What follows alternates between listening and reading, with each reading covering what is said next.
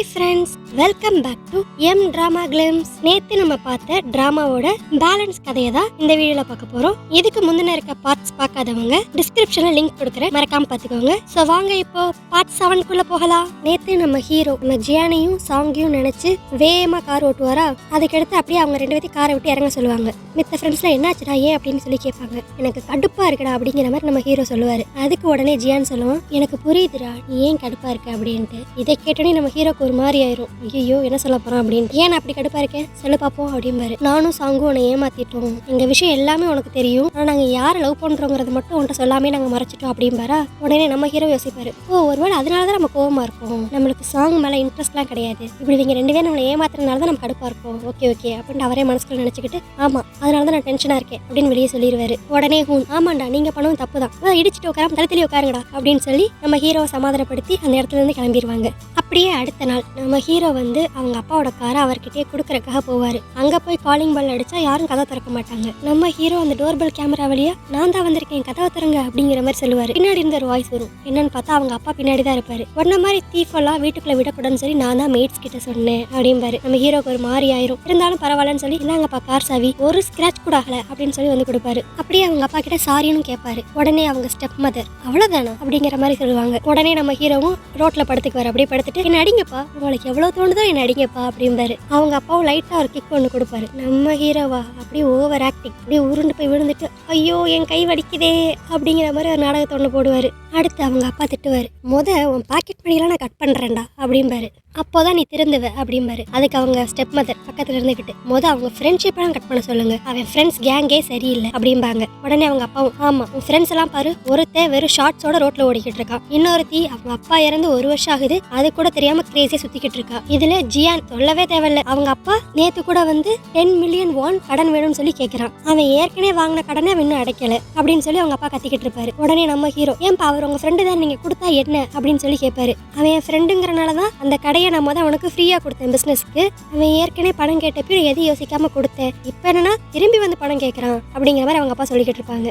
இதெல்லாம் கூட விடு, உன்னோட இன்னொரு ஃப்ரெண்டு அந்த சின்ன கண்ணு வச்சு ஒரு பொண்ணு இருப்பாளே சாங், நம்ம ஹீரோட அப்பா வந்து நம்ம சாங்கை பத்தி சொல்ல வருவாரு. உடனே நம்ம ஹீரோ ஏன் சாங்குக்கு என்ன அப்படின்னு கேட்பாரு. உடனே அந்த ஸ்டெப் மதர் சாங்கோட அம்மா வீட்டை விட்டு சும்மா ஒண்ணும் போகல, அவங்க யாரையோ லவ் பண்றாங்களாம், அந்த பையன் கூட தான் போயிட்டாங்க அப்படிங்கிற மாதிரி சொல்லுவாங்க. இதை கேட்டோடனே நம்ம ஹீரோக்கே ஒரு மாதிரி ஆயிரும், ஐயோ அப்படின்ட்டு. ஏன்னா இத்தனை நாள் வரைக்கும் சாங்கோட அம்மா வந்து இந்த கடன் தொழில்னாலதான் ஓடி போயிட்டாங்க அப்படிதான் நம்ம எல்லாருமே நினைச்சிருப்போம். ஆனா இப்பதான் தெரியுது அவங்க வேற ஒரு பையனை லவ் பண்றாங்க போல, அதனால அவங்க பொண்ணுங்கள்லாம் விட்டுட்டு போயிட்டாங்க அப்படின்ட்டு. அதுக்கடுத்து அப்படியே நம்ம ஹீரோட வீட்டுல தான் காட்டுவாங்க. நம்ம சாங் நம்ம ஹீரோக்காக வெரைட்டியா சமைச்சு வச்சிருப்பாங்க.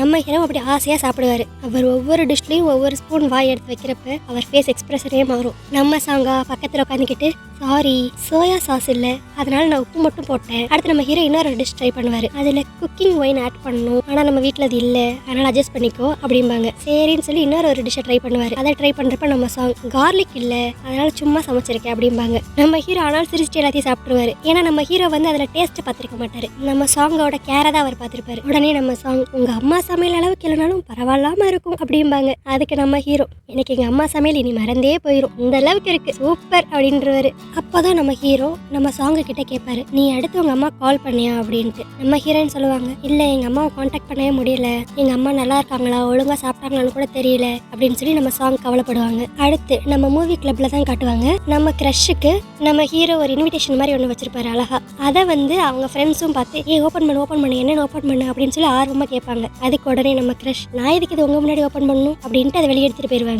பார்த்தா அது வந்து ஒரு குட்டி மேப் மாதிரி நம்ம ஹீரோ செஞ்சிருப்பாரு. அவர் வீட்டுக்கு போற வழி அழகா ப்ரிப்பேர் பண்ணிருப்பாரு. அதை நம்ம கிரஷும் அப்படியே அந்த மேப்பை ஃபாலோ பண்ணியே போவாங்க. ஃபர்ஸ்ட் ஒரு காஃபி ஷாப்பை கிராஸ் பண்ணி வா, அதுக்கடுத்து ஒரு செக் பாயிண்ட் இருக்கும், ஒரு சூப்பர் மார்க்கெட், அங்க உள்ள போனேன்னா ஜியான் என்னோட ஃப்ரெண்டு ஒருத்தர் இருப்பா, அவன் அங்கதான் பார்ட் டைமா வேலை பார்க்கறான். ஸோ அதுக்கடுத்து அங்கிருந்து நீ கிராஸ் பண்ணி அடுத்த செக் பாயிண்ட்டுக்கு வா. எனக்கு வந்து அதை உனக்கு காட்டணும்னு ஆசைதான், ஆனா இதுக்குள்ள இருக்க பர்சன்ஸை பார்த்து நீ பயந்துராத, இந்த இடத்துலதான் என்னோட 2 கிரேசியான ஃப்ரெண்ட்ஸ் தங்கியிருக்காங்க, ஒருத்தன் பேரு ஹூன் இன்னொருத்தி பேரு காயின். அவங்க 2 பேரும் பார்க்க வியர்டா இருப்பாங்க, ஆனா தப்பி தவறி கூட அந்த இடத்துல ஹேரை மட்டும் ஸ்டைல் பண்ணிடாத அப்படின்னு சொல்லி நம்ம ஹீரோ சொல்லிடுவாரு. இதெல்லாம் அப்படியே அந்த மேப்ல ஒவ்வொரு டீட்டெயிலா போட்டிருப்பாரு. நம்ம கிரஷும் அப்படியே அந்த ஒவ்வொரு செக் பாயிண்டா தாண்டி வருவாங்க. அடுத்து அப்படியே கடைசியா நம்ம கிரஷ் வந்து நம்ம ஹீரோட வீட்டுக்கே வந்துருவாங்க. நம்ம ஹீரோ கிரஷ் வந்து நீ என்னோட இன்விடேஷன் மேப் எப்படி இருந்துச்சு அப்படிம்பாங்க. இந்த காலத்து பார்த்த ஜிபிஎஸை விட சூப்பரா இருந்துச்சு அப்படின்னு சொல்லி நம்ம க்ரஷ் சொல்லுவாங்க. அப்போ நம்ம க்ரஷ் கேட்பாங்க, நான் வர வழியில வெளியே ஒரு டென்ட் பார்த்தேனே அப்படின்ட்டு. உடனே நம்ம ஹீரோ அப்படியே யோசிச்சுட்டு, அது சும்மா என்னோட பழைய பொருள், தேவையில்லாத பொருள் அதெல்லாம் போட்டு டம்ப் பண்ணி வச்சிருக்கேன் அப்படிங்கிற மாதிரி சொல்லுவாரு. அப்போ நம்ம க்ரஷ் கேட்பாங்க, உன்னோட எல்லா ஃப்ரெண்ட்ஸையும் நான் பார்த்தேன், ஆனா அந்த பொண்ணை மட்டும் நான் பார்க்கவே இல்லையே அப்படின்ட்டு. யாரை சாங்கை கேட்குறியா அப்படின்னு சொல்லி நம்ம ஹீரோ கேட்பாரு. ஆமா அப்படிம்பாங்க நம்ம க்ரஷ். நம்ம ஹீரோக்கு என்ன சொல்கிறேன்னே தெரியாது. அவள் வந்து அவளோட ஃப்ரெண்டோட ஸ்டே பண்ணியிருக்கா, ஆனால் அந்த ஃப்ரெண்டு வந்து ஒரு பையன் அப்படிங்கிற மாதிரி நம்ம ஹீரோ சும்மா அப்படி மேலாப்பில் சொல்லுவார். இதை கேட்டோன்னே நம்ம க்ரஷுக்கு ஒரு மாதிரி ஆயிரும். ஏன் பையன் கூட ஸ்டே பண்ணியிருக்கா, ஏன் அவன் பாய் ஃப்ரெண்டா அப்படிம்பாங்க. இல்லை அவன் பாய் ஃப்ரெண்டு வேறு, சூப்பர் மார்க்கெட்டில் பார்த்தல அதுதான் சாங்கோட பாய் ஃப்ரெண்ட், ஆனால் அவள் தங்கியிருக்கிறது அவனோட ஓல்டு ஃப்ரெண்டோட அப்படிங்கிற மாதிரி சொல்லுவோம். என்னமோ ஏதோ வியர்டாக இருக்குது அப்படிங்கிற மாதிரி நம்ம க்ரஷ் சொல்லிடுவாங்க. உடனே நம்ம ஹீரோ நினச்சிக்குவாரு, அதனால தான் அந்த டென்ட்டை நான் ஒழிச்சு வச்சேன், ஏன்னா இதெல்லாம் உனக்கு சொன்னாலும் புரியாது அப்படின்ட்டு நம்ம ஹீரோ அவருக்குள்ளேயே நினச்சிக்குவாரு. அடுத்து இவங்க 2 பேரும் செமினாருக்காக ஒரு மூவி பார்த்துக்கிட்டு இருப்பாங்க. நம்ம ஹீரோ அப்படியே நைஸாக தோளில் கை போடலான்னு வருவார். உடனே நம்ம க்ரஷ், வெயிட் நம்ம இந்த பார்ட்லேருந்து எடிட் பண்ண ஆரம்பிக்கலாம் அப்படின்னு உஷாராய் முன்னாடி தள்ளி வந்துடுவாங்க. அடுத்து திரும்பி கொஞ்ச நேரம் கழிச்சு, தூக்கம் வர மாதிரி இருக்கே அப்படின்னு சொல்லி நம்ம க்ரஷோட மடியில் படுக்கலான்னு போவார். நம்ம க்ரஷ்ஷா அப்படி தள்ளி விட்டு, நடிக்காதடா அப்படின்றவாங்க. அடுத்து திரும்பி கொஞ்ச நேரம் கழிச்சு நம்ம க்ரஷ் வந்து செமினாருக்கு ப்ரெசன்டேஷன் ப்ரிப்பேர் பண்ணிக்கிட்டு இருப்பாங்க. அப்போ நம்ம ஹீரோ அப்படியே பக்கத்தில் வந்து அப்படியே நைஸாக கிஸ் பண்ணலான்னு வருவாங்க. நம்ம க்ரஷ்ஷா உஷாராயிருவாங்க. டேய் ப்ரெசன்டேஷனில் ஃபோக்கஸ் பண்ணுடா அப்படிம்பாங்க. அதுக்கு நம்ம ஹீரோ சொல்லுவார், நான் இந்த மூவியை 2 தடவை பார்த்துட்டேன், எடிட்டிங் ஒர்க் எல்லாத்தையுமே முடிச்சிட்டேன் அப்படிம்பாங்க. இதை கேட்டோன்னு நம்ம க்ரஷ், அப்புறம் எதுக்கு நான் என்ன வீட்டுக்கு வர சொன்னேன் அப்படிம்பாங்க. அதுக்கு நம்ம ஹீரோ, இல்லை சும்மா நம்ம 2 பேராக மட்டும் தனியாக இருக்கணும்னு ஆசைப்பட்டேன், அதுக்கு தான் அவனை வர சொன்னேன் அப்படிம்பாரு. உன் நோக்கமே சரியில்லையே அப்படின்னு சொல்லி நம்ம க்ரஷ் கலாய்ப்பாங்க. ஆமாம் அதுக்கு என்ன இப்போ அப்படின்ட்டு நம்ம ஹீரோ சொல்லுவார். அதுக்கடுத்து டப்புன்னு நம்ம க்ரஷ்ஷே கிஸ் பண்ணிடுவாங்க. ஸோ அதுக்கடுத்து அப்படி இப்படின்ட்டு ரொம்ப ரொமான்டிக்காக 2 பேரும் அந்த டைமை ஸ்பெண்ட் பண்ணுவாங்க. அப்போ தான் கொஞ்ச நேரம் கழிச்சு நம்ம சாங் உள்ள வருவாங்க. ஏன்டா இருட்டா இருக்கு, என் டென்ட் எல்லாம் வெளியே இருக்கு அப்படின்னு சொல்லிட்டு உள்ள வந்தா இவங்க 2 பேரும் இந்த கோலத்துல நிற்பாங்க. அப்போதான் நம்ம ஹீரோ யோசிப்பாரு, ஐயோ அவ திங்ஸ் எல்லாம் ஒழிச்சு வச்சேன், எல்லாம் பர்ஃபெக்டா பண்ணேன், ஆனா அவகிட்ட சொல்லாம விட்டுட்டேன் இன்னைக்கு வீட்டுக்கு வராது அப்படின்ட்டு. அதுக்கடுத்து நம்ம சாங் அந்த இடத்த விட்டு போயிருவாங்க. நம்ம க்ரஷ்ஷா பிடிச்சு கத்துவாங்க, என்னடா நடக்குதுங்க, அவ உன் கூட தான் ஸ்டே பண்றாளா, ஏன் அவ வேற ஃப்ரெண்ட்ஸ் கூட ஸ்டே பண்ண மாட்டாளா, எனக்கு இங்க என்ன நடக்குதுன்னு புரியல அப்படிம்பாரு. உடனே நம்ம ஹீரோ அவர் மனசுக்குள்ளே நினைச்சுக்குவாரு, அவ ஏன் இங்க ஸ்டே பண்றானா, அவங்க அம்மா அவளை விட்டு போயிட்டாங்க அப்படிங்கிற மாதிரி அவர் மனசுக்குள்ளே சொல்லுவாரு. ஆனா அவரோட க்ரஷ் கிட்ட அதை அவரால் சொல்ல முடியாது, ஏன்னா இது வந்து சாங்கோட பர்சனல் மேட்டர் இல்லையா, அதை வந்து சாங் தான் சொல்லணும், நான் யார்கிட்டையும் சொல்லக்கூடாது அப்படிங்கிற மாதிரி நம்ம ஹீரோ நினைச்சுக்கிட்டு இருப்பாரு. ஏன் அவளுக்கு தான் பாய் ஃப்ரெண்ட் இருக்குல்ல, அங்க போய் ஸ்டே பண்ணலாம்ல, இல்லைன்னா அந்த காயின் பொண்ணு ஷலூன் வச்சிருக்கால அவ கூட போய் ஸ்டே பண்ணலாம்ல அப்படின்னு சொல்லி நம்ம க்ரஷ் கத்திக்கிட்டு இருப்பாங்க. நம்ம ஹீரோ அப்படி ஒவ்வொன்றா யோசிப்பாங்க. ஜியான் வீட்டில் போய் ஸ்டே பண்ண முடியாது, அங்கே ஏற்கனவே பிரச்சனை, காயின் இப்போதான் அவங்க அப்பா டெத்லேருந்து கொஞ்சம் கொஞ்சமாக ரெக்கவர் ஆகிக்கிட்டு இருக்கா, அதனால அங்கேயும் போய் ஸ்டே பண்ண முடியாது, இதெல்லாம் உனக்கு சொன்னாலும் புரியாது அப்படின்னு சொல்லி அவர் மனசுக்குள்ளே நினச்சிக்குவாரு. ஆக்சுவலி அதை அவர் ஓப்பனாக சொன்னால் கூட பிரச்சனை அவ்வளோ பெருசாக வராது, ஏதாச்சும் சொல்லுடா அப்படின்னு சொல்லி நம்ம க்ரஷ் வந்து திட்டுவாங்க. உடனே நம்ம ஹீரோ, சாரி என்னால் என் ஃப்ரெண்ட்ஸ் சிச்சுவேஷன்லாம் வெளிப்படையாக அவங்க கிட்ட சொல்ல முடியாது அப்படிங்கிற மாதிரி சொல்லிடுவாரு. உடனே நம்ம க்ரஷ் அங்கேருந்து கோச்சிட்டு போயிடுவாங்க. நம்ம சாங்கும் சொல்லுவாங்க, டே அவ பின்னாடி போய் சமாதானப்படுத்துற அப்படின்ட்டு. ஆனால் நம்ம ஹீரோ ஒன்றுமே பண்ண மாட்டார், திரும்பி வீட்டுக்குள்ளே போயிடுவார். அடுத்து நம்ம சாங் திட்டுவாங்க, டேடி அவகிட்ட உண்மையை சொல்லியிருக்கணும், நான் ஏன் இங்கே ஸ்டே பண்ணுறேன் அப்படிங்கிறத நீ சொன்னா அவ புரிஞ்சுக்குவா அப்படிம்பாங்க. ஆனால் நம்ம ஹீரோவா அதுக்கு பதிலே சொல்ல மாட்டார். சொல்லாமல் நம்ம சாங் கிட்ட சாரி கேட்பாரு. ஏன்னா இது ஓ வீடும் தான், இப்போ நம்ம 2 பேரும் தான் ஸ்டே பண்ணுறோம், ஆனால் நான் உன் திங்ஸ் எல்லாம் வெளியே எடுத்து போட்டு என்னோட கேர்ள் ஃப்ரெண்டை இங்கே கூட்டு வந்து கூத்து அடிச்சுக்கிட்டு இருந்தேன், ஆனால் அது எதையுமே நான் உனக்கு இன்ஃபார்ம் கூட பண்ணலை, சாரி அப்படிங்கிற மாதிரி நம்ம ஹீரோ நம்ம சாங் கிட்ட சாரி கேட்டுக்கிட்டு இருப்பாரு. அதுக்கு நம்ம சாங்கும், நீ என்னை பற்றி கவலைப்படாத, உன் கேர்ள் ஃப்ரெண்டை பற்றி ஃபஸ்ட்டு கவலைப்படு அப்படின்னு சொல்லி நம்ம ஹீரோ கிட்ட சொல்லிடுவாங்க. அப்படியே அடுத்த நாள் நம்ம ஹூனை தான் காட்டுவாங்க. ஒரு ஆடிட்டோரியத்தில் இருப்பாரு, அங்கே நடக்கிற ஆடிஷன்லாம் பார்த்துக்கிட்டு இருப்பாரு.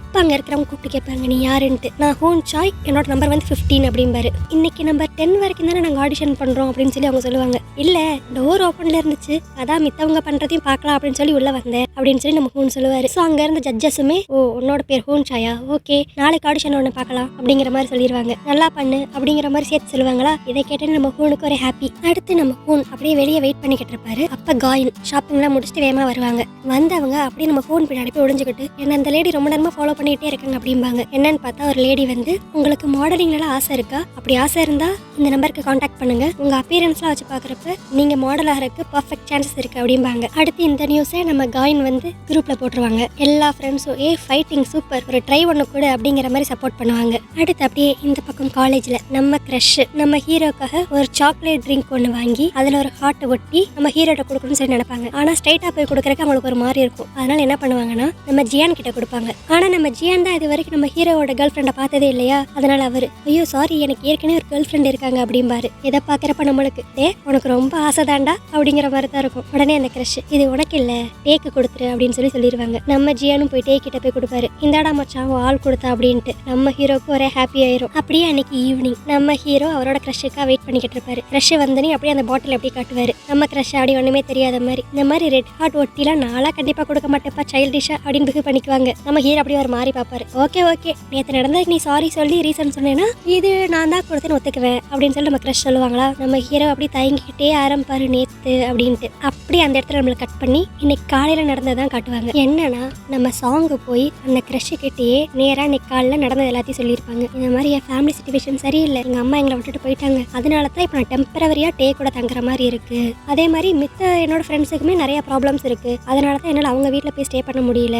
இது என்னோட பர்சனல் மேட்டருங்கிறனால தான் டே உங்ககிட்ட எங்களை பற்றின இன்ஃபர்மேஷன் சொல்லியிருக்க மாட்டா, அவ்வளோ நல்லவன் அவன் அப்படிங்கிற மாதிரி நம்ம சாங் சொல்லுவாங்க. ஸோ இதெல்லாம் கேட்டோன்னே அந்த கிரஷுக்கு வந்து ஒரு கிளியர் ஐடியா கிடைச்சிருக்கும். ஸோ இதை அப்படியே இப்போ நம்ம கிரஷ் அப்படியே யோசித்து பார்ப்பாங்க. யோசித்து பார்த்துட்டு நம்ம ஹீரோ கிட்ட சொல்லுவாங்க, நீ எனக்கு அதை எக்ஸ்பிளனேஷன் கொடுக்கணும்னு நினச்சதே சந்தோஷம், இதுக்கு மேலே எதுவும் சொல்ல வேண்டாம் அப்படிங்கிற மாதிரி சொல்லிக்குவாங்க. ஆனால் இந்த மாதிரி காலில் சாங் வந்தது, தன்னை மீட் பண்ணது, இது எதுவுமே கிரஷ் வந்து நம்ம ஹீரோ கிட்ட சொல்லிக்கவே மாட்டாங்க. அடுத்து அப்படியே நம்மளுக்கு லைப்ரரியில தான் காட்டுவாங்க. நம்ம ஜியானும் சாங்கும் ஒர்க் பண்ணிக்கிட்டு இருப்பாங்க. அப்போ அவங்க கூட ஒர்க் பண்ணுற ஒரு லேடி வந்து என்னோட புது கப்பல் ரிங் பார்த்தீங்களா அப்படின்னு சொல்லி சாங் கிட்ட காட்டிக்கிட்டு இருப்பாங்க. நம்ம சாங்கும் வா அழகா இருக்கு அப்படிங்கிற மாதிரி சொல்லுவாங்க. இது எல்லாத்தையும் ஜியா நோட் பண்ணிக்கிட்டு இருப்பாரு. அப்போ அந்த லேடி என்ன சொல்லுவாங்கன்னா, நம்ம ஜியான் கிட்ட கேர்ள்ஸுக்குலாம் இந்த மாதிரி கிஃப்ட் கொடுத்தா தான் பிடிக்கும் அப்படின்ட்டு நம்ம சாங்கையும் பார்த்து திரும்பி சொல்லுவாங்க. நீயும் சீக்கிரம் ஒரு பையன் கூட கமிட் ஆக, இந்த மாதிரி ரிங்கு அது இதுன்னு வாங்கிக்கோ அப்படிங்கிற மாதிரி சொல்லுவாங்க. இது எல்லாத்தையும் கேட்டுட்டுமே நம்ம ஜியானுக்கு ஒரு மாதிரி இருக்கும். அதுக்கடுத்து நம்ம சாங் கிட்ட கேட்பாரு, உனக்கும் அந்த மாதிரி கப்பல் ரிங் வாங்கணும்னு ஆசையா அப்படின்ட்டு. அதுக்கு நம்ம சாங் சொல்லிடுவாங்க, சேச்சே எனக்கு அந்த ஹேர் பினே போதும் அப்படிங்கிற மாதிரி. அப்போ நம்ம ஜியான் கேட்பாரு, ஆனா நீ அந்த ஹேர் பினை யூஸ் பண்ற மாதிரியே தெரியலையே அப்படின்ட்டு. ஏன் அதை தொலைச்சிட்டியா அப்படிம்பாரு. ஆஹா இல்ல என்கிட்ட பத்திரமா இருக்கு அப்படிம்பாங்க.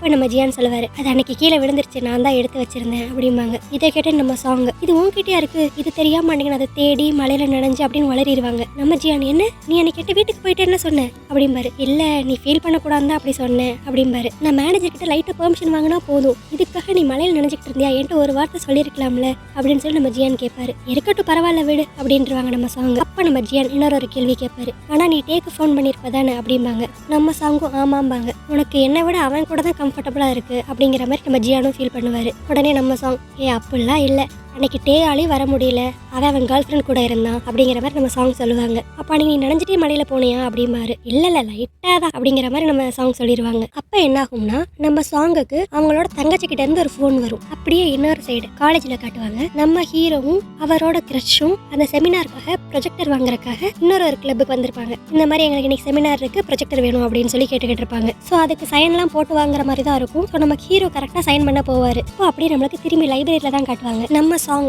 நம்ம ஜியான் கிட்ட வேகமா சந்தோஷமா வந்து, நான் என் தங்கச்சியை பார்க்க போறேன், ஒரு முக்கியமான விஷயம் அப்படின்ட்டு போவாங்க. நம்ம ஜியானு, என்ன விஷயம் சொல்லி நானும் வரேன் அப்படிம்பாங்க. இல்ல சிம்பிள் தான், நானே பாத்துக்குவேன் அப்படிங்கிற மாதிரி சொல்லிட்டு நம்ம சாங் வந்து வேகமா போயிருவாங்க. நம்ம ஜியான் யோசிப்பாரு, என்னாச்சு ஏன் இப்படி வேகமா போற அப்படின்ட்டு யோசிச்சுக்கிட்டு இருப்பாரு. நம்ம சாங் என்ன பண்ணுவாங்கன்னா, நம்ம ஹீரோக்கும் அந்த டெக்ஸ்ட்டை போட்டு விட்டுருவாரு. இந்த மாதிரி இப்பதான் என் தங்கச்சி சொன்னா எங்க அம்மா இருக்கிற அட்ரஸ் தெரிஞ்சிருச்சா, நான் போய் எங்க அம்மாவை பார்க்க போறேன் அப்படின்னு சொல்லி டெக்ஸ்ட்டை போட்டுருவா. ஆனா இதை வந்து ஜியான் கிட்ட கூட டீட்டெயிலா சொல்லியிருக்க மாட்டா. இதை கேட்டோன்னே நம்ம ஹீரோக்கு தூக்கி வாரி போட்டுரும். ஏன்னா அவங்க அம்மாவுக்கு இப்போ வந்து ஒரு புது பாய் ஃப்ரெண்ட் இருக்காங்க, எல்லாமே நம்ம ஹீரோக்கு மட்டும் தானே தெரியும். இது தெரிஞ்சிருச்சுன்னா நம்ம சாங் வந்து ரொம்ப கவலைப்படுவாங்கன்னு சொல்லி அவரும் கூட போகணும்னு சொல்லி நினைப்பாரு. அதனால அவரோட கிரஷ் கிட்ட, இன்னைக்கு என்னால் செமினாருக்கு வர முடியாது, நீயா தனியா செமினார் அட்டன் பண்ணிரு ப்ளீஸ், என் ஃப்ரெண்டுக்கு ஒரு சின்ன பிரச்சனை அப்படிம்பாரு. உடனே நம்ம கிரஷும், யாரு சாங்குக்கு தானே அப்படிம்பாங்க. ஆமா ரொம்ப இம்பார்ட்டன்டான மேட்டர், எனக்கு சொன்னாலும் புரியாது, அவங்க ஃபேமிலி சிச்சுவேஷன் ப்ளீஸ் புரிஞ்சுக்கோ அப்படின்னு சொல்லி நம்ம ஹீரோ கேட்பாரு. ஆனா அதுக்கு நம்ம கிரஷா, இல்ல நீ போக கூடாது அப்படின்றாங்க. அப்பதான் நம்ம ஹீரோ யோசித்து பார்ப்பாரு, அன்னைக்கு காஃபி ஷாப்ல அவர் சொல்லியிருப்பாருல, இனிமேல் நான் உங்க கூட பேசிக்கிட்டு இருக்கப்ப வேற ஒரு விஷயமா போறதா இருந்துச்சுன்னா போகாதன்னு சொல்லி என்ன தடு அப்படிங்கிற மாதிரி நம்ம ஹீரோவே சொல்லியிருப்பாரு. அதை இப்ப யோசித்து பார்ப்பாரு.